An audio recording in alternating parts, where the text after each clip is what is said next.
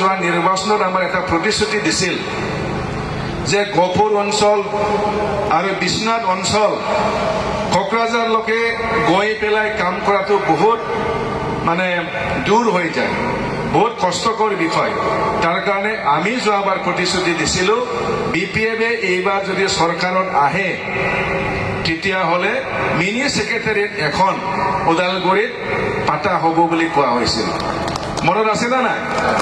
এইটো কথা আমি কৈছিলোঁ আৰু চৰকাৰ হোৱাৰ লগে লগে আমাৰ দলৰ মুৰব্বী BTCৰ চিফ সন্মানীয় হাগ্ৰামা মহিলাই ডাঙৰীয়া ইতিমধ্যে ওদালগুৰি হেডকোৱাৰ্টাৰত BTC মিনি ছেক্ৰেটাৰিয়েট বনাবৰ বাবে তেখেতে 150 কোটি টকা ইতিমধ্যে মঞ্জুৰ কৰি দিছে। তো BTCত আমাৰ মিনি ছেক্ৰেটাৰিয়েটটো সঁচা সঁচিকে হ'ব এতিয়া।